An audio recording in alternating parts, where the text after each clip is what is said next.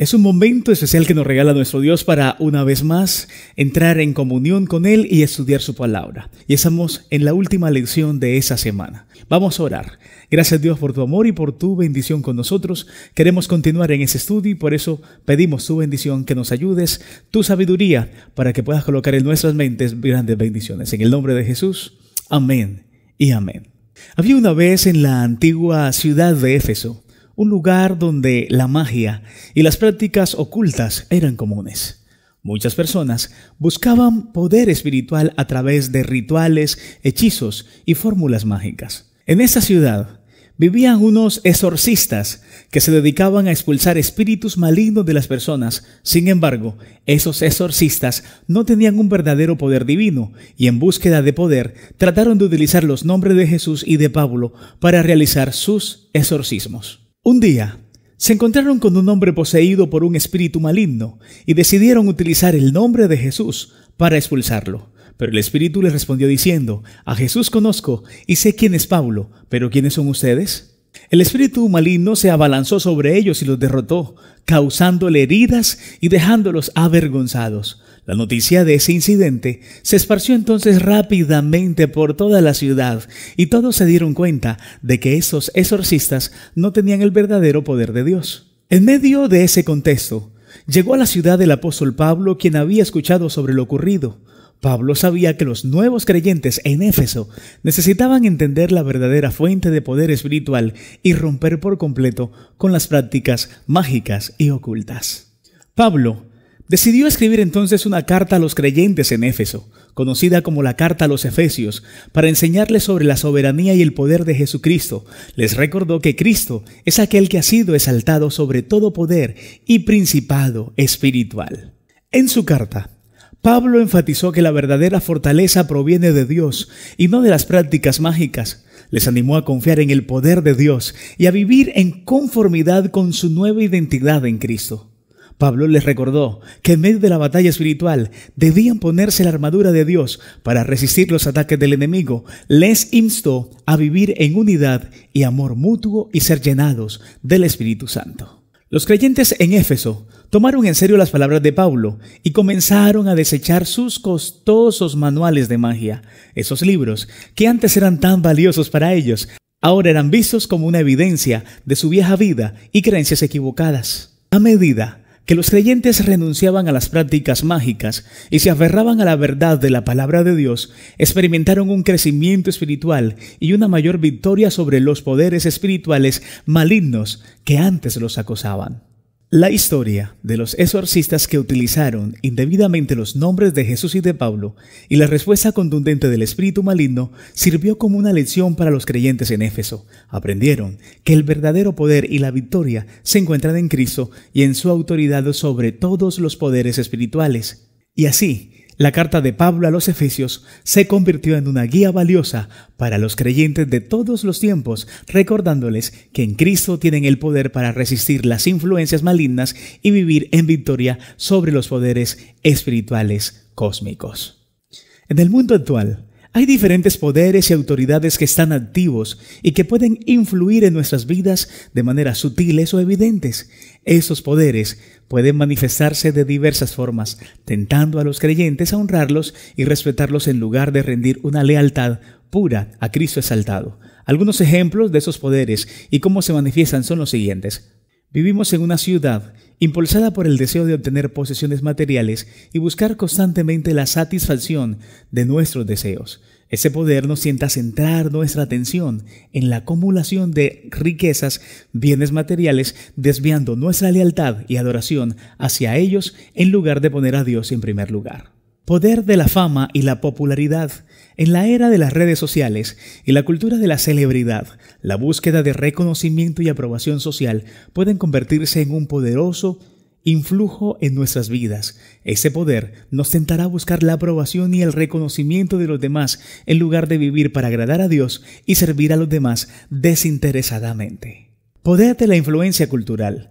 La sociedad en la que vivimos está impregnada de influencias culturales que a menudo chocan con los valores y principios cristianos. Los medios de comunicación, la música, el cine y otros aspectos de la cultura popular pueden transmitir mensajes contrarios a la fe y tentarnos a conformarnos a los patrones del mundo en lugar de vivir una vida de santidad. Poder de la autonomía personal. En un mundo que valora la independencia y la autodeterminación, se nos sienta a confiar en nuestras propias habilidades y decisiones en lugar de depender completamente de Dios. Ese poder nos empujará a buscar nuestro propio camino y a tomar decisiones basadas en nuestros propios deseos y razonamientos, en lugar de someternos a la voluntad de Dios. Es importante reconocer que esos poderes y autoridades no son necesariamente entidades sobrenaturales, sino más bien influencias y sistemas que pueden desviar nuestra lealtad y adoración a Dios.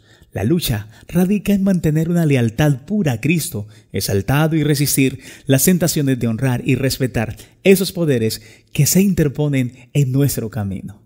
Para enfrentar esos desafíos, es esencial aferrarse a la verdad de la palabra de Dios y buscar una relación íntima con Cristo a través de la oración y la comunión con el Espíritu Santo, y ser parte de una comunidad de creyentes comprometidos que nos animen y nos fortalezcan en nuestra fe. También debemos recordar la autoridad y el poder. Pablo utiliza la palabra esperanza en varias ocasiones en la carta a los Efesios. Efesios 1:18, 2:12 y 4:4, para expresar la confianza y expectativa que tiene el plan de Dios para el futuro. Hay varias razones por las cuales hay esperanza para el futuro según el enfoque de Pablo. Primero, redención y reconciliación en Cristo. En Efesios 1:18, Pablo habla de la esperanza a la que Dios nos ha llamado. Esa esperanza se basa en la redención y reconciliación que Dios ofrece a través de Jesucristo. Pablo enseña que en Cristo somos redimidos y reconciliados con Dios, restaurando nuestra relación con Él.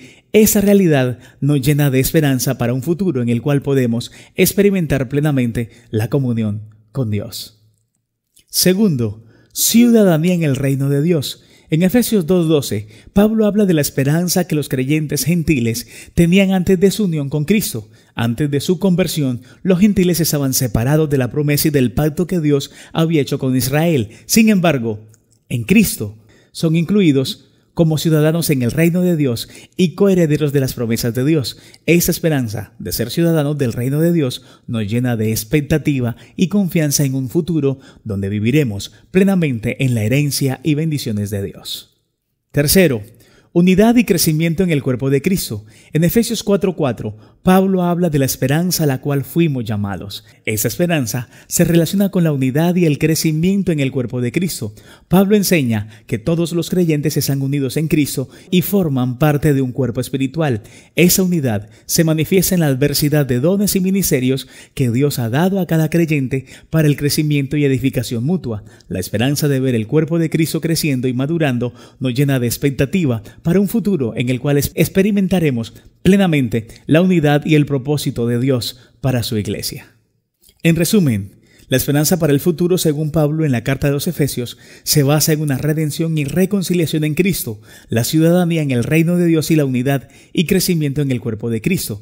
Esas realidades nos llenan de confianza y expectativa en un futuro en el cual experimentaremos plenamente la comunión con Dios, viviremos en la plenitud de las bendiciones de su reino y seremos parte de un cuerpo de creyentes unidos y en crecimiento. En los pasajes mencionados de Efesios, Pablo señala la gran esperanza futura del regreso de Cristo y cómo esa esperanza tiene un impacto en la vida de los creyentes. Veamos cada pasaje y lo que nos enseña sobre esa esperanza. Primero, Efesios 1:13 y 14, Pablo habla de cómo los creyentes son sellados con el Espíritu Santo como garantía de su herencia futura. Esa promesa de sellamiento es una señal que pertenecemos a Dios y que recibiremos la plenitud de nuestra herencia en la venida de Cristo. La esperanza del regreso de Cristo nos asegura que habrá una culminación de nuestras bendiciones y una manifestación completa de nuestra identidad como hijos de Dios.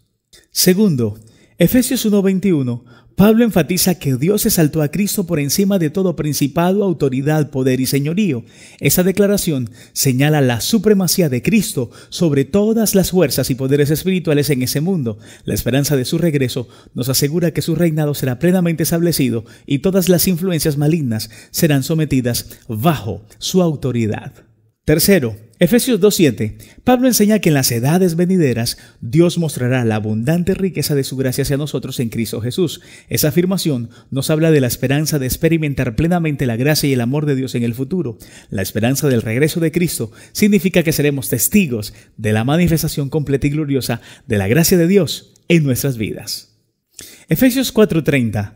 Aquí Pablo exhorta a los creyentes a no entristecer al Espíritu Santo, quien lo selló para el día de la redención. Esa referencia al día de la redención es una alusión a la venida de Cristo y la consumación de nuestra salvación. La esperanza de su regreso nos motiva a vivir en santidad y obediencia, evitando las acciones que entristecen al Espíritu Santo. Efesios 5:5.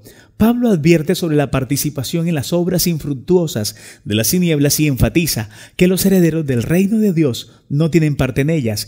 Esa declaración nos recuerda que nuestra esperanza en el regreso de Cristo debe influir en nuestra forma de vida actual. Vivimos con la conciencia de que pertenecemos al reino de la luz y debemos alejarnos de las prácticas pecaminosas del mundo. La esperanza del regreso de Cristo significa que nuestro futuro es asegurado y seremos partícipes de la plenitud de las bendiciones de Dios. Esa esperanza nos motiva a vivir en santidad, a resistir las tentaciones del mundo y a buscar la comunión íntima con Dios en el presente. También nos da consuelo y fortaleza en medio de las dificultades, sabiendo que un día veremos la victoria final de Cristo sobre todo mal. Es una alegría haberles acompañado a todos ustedes durante esa semana en el estudio de su palabra, donde aprendimos, donde conocimos más de esa carta a los Efesios y donde seguramente será de gran bienestar espiritual para nuestra vida. Vamos a orar. Gracias Dios por el estudio de tu palabra y esperamos, Señor, poder en práctica todo aquello que es seguirte a ti de corazón sincero. Regálanos un resto de día feliz en el nombre de Jesús. Amén y amén. Muchas gracias, mi querida familia, que el poder de Dios esté contigo. Nos vemos la siguiente semana en la adoración y en el estudio de la palabra de nuestro Dios. Yo soy Jaime Luis Galeano y eso es Biblia en Acción.